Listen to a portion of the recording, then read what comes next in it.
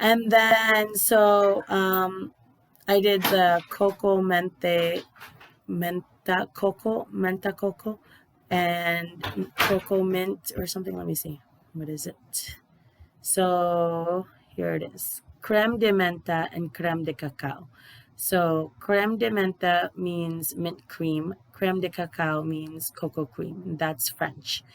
Mint cream is crema de menta in Spanish, and cocoa cream means crema de cacao. Creme de menta is French. Creme de menthe is similar to crema de menta. Creme de cacao is also French. Creme de cacao is similar to crema de cacao. Anyway, so after that, I did like a whole thing on this.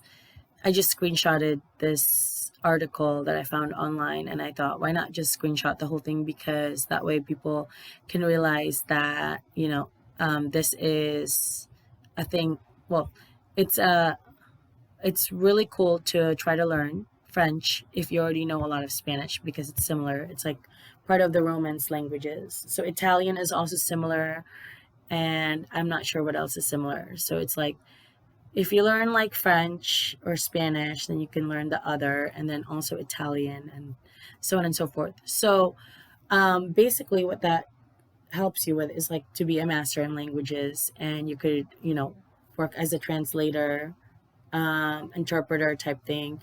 And highest level for me, I think, would be United Nations. And so I thought, why not write a blog post about that? Um, and so, yeah, that's what I have here above. And I think that, if you guys are interested in trying to get a job like that, then check out some of these videos I've posted on here about what do UN translators do, a translator's journey at the United Nations. And I had screenshotted their site.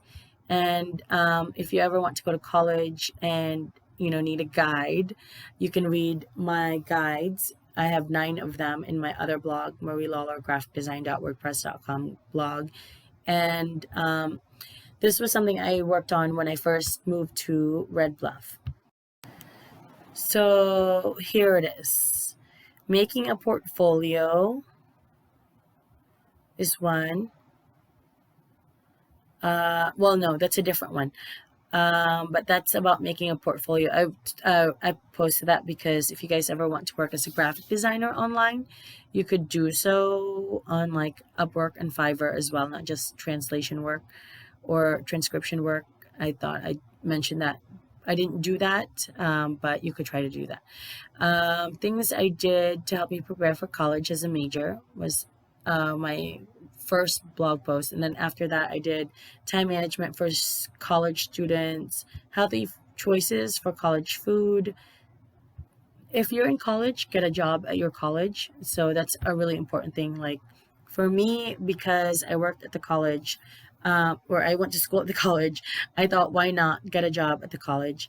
And so I did Bavier Gallery. I taught at Bavier Gallery, and I was that person that helped oversee the gym. So I would count how many people came into the gym, and then I changed the TV channel and stuff like that. And then have fun in college, but be safe. So you can go out, but then like don't go overboard and like don't go drinking and stuff. Let your professors be your guiding stars during your college years. So talk to your professors, and they can really, really help guide you in all sorts of stuff. The other one is living in the dorms was a great experience. So if you are a freshman and you're new to the place, or you're new to living outside of your house, like I always lived with my mom and dad and my little brother, then definitely go try out the dorms, because that's fun. Then you get to meet other people. You have your food card. Then you can also go to like the photo room and like just use the photo type stuff and all that. And then okay, so go above and beyond what is expected of you during your freshman year in college. That's a really cool one too. So I'll read you guys something about that. It says freshman year in college is one of the most important years during your undergraduate years. It is the year that many students decide to drop out of college, which is really true. Many students decide they cannot handle college and they decide to stop going to college. It's all the year that students' parents may decide their child. It's also the year that students' parents may a student's parent or students' parents may decide their child is not quite ready for college. Luckily for me, freshman year was very productive and a success because I went above and beyond what was expected of me. So that's like the year where like parents are like, yeah, I'll co-sign your loan for sophomore year. Or your freshman year, like even though you got really good grades, I don't know about co-signing a loan for you or giving you money. For me, like I got college for free and then I had like saved up stuff. And then, my parents helped me out here and there. But like, if I had done really, really badly freshman year and was like out partying all the time, and even though my grades were awesome, like my parents would be like, who are you? Like, just like, you know, kind of waste your freshman year. Like I did really, really well though, like grade wise. But anyway, so yeah, the reason that freshman year was a year of focus for me was because I decided to pick a major that I was passionate about. I picked photography as my major, and at that time, photography was life. I lived and breathed photography. I remember one of my first classes was Jack Carpen's photography class, and it was very, very informative. Professor Carpen gave us lots of guidance, but also lots of freedom, which was very important. There were many days Professor Carpen would just tell our class that we were done for the day early and that we were free to start our photography projects. Some students decided to go back to their dorms and hang out with friends. I, on the other hand, knew I needed to do well my freshman year so I could impress my parents and, most of all, feel accomplished. So I spent my free time taking photographs of nature at the Rochester Institute of Technology Nature Trail. I also spent many hours printing photographs in their darkroom. I learned how to print photographs in the darkroom during high school, but I knew I could improve, and I did. Later on, I decided to experiment, and I spent many hours experimenting with photography. That is, I began to experiment with developing images in the darkroom. I also found out about this awesome thing called Photoshop. I learned about it in high school, but never learned how to use it, so of course, I needed to explore that freshman year. I actually learned how to use Photoshop in my 2D design class, and it opened doors for me. Since middle school, I had been cutting out magazines and making collages out of them. So when I found out I could make collages in Photoshop, I was ecstatic.